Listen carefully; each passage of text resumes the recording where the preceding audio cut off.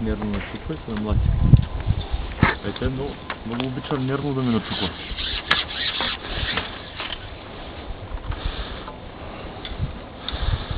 Нервно се? Так.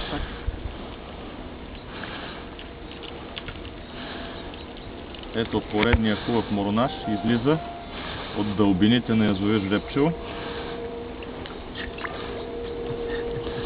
Паскаме си цигарката и си го цъкаме на стопсетчето. Трябва да подариш топка докато се мори.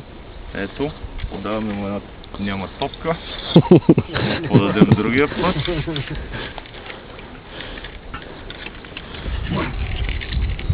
Сега правим сложния плаун между храстите и ето виждате за снимката какво се получава. Майката си е бал, косиме тръни и буторляци. Майстри си ловят без...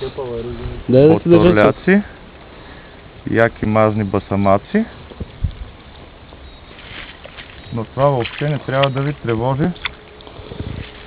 Хващате си влакното ето тук, ако можете. Майстри си без кеп ги варят. Протявате рибата и в следващия момент и прилагате хватката, така наречената кофа на Красьо. Ето това е поредния морундяк. Хубав, зашит, здраво с кукичка миди, 16 номер.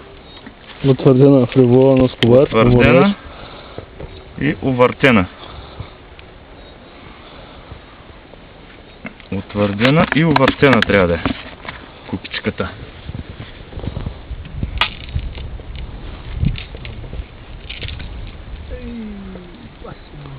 Зверски удар. Зверски удар, манджичка бате. Иска манджа. Да направя някаква топката. Да иска постоянно манджа. Манджоляк.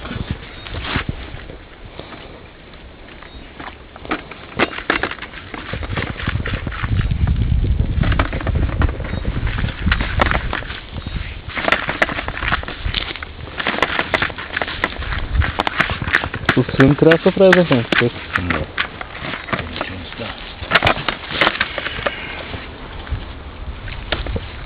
Я покажи топката, физически се държи на ръка.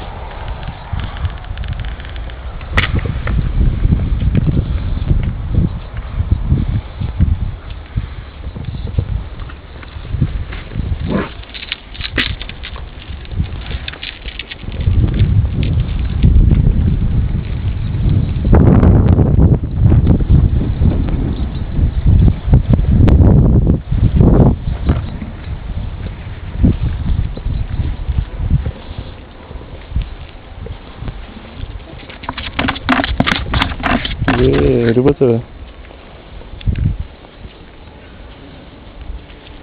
Къде се удар, ще има ли? Не. Къде е там на точката, на закрайната точка?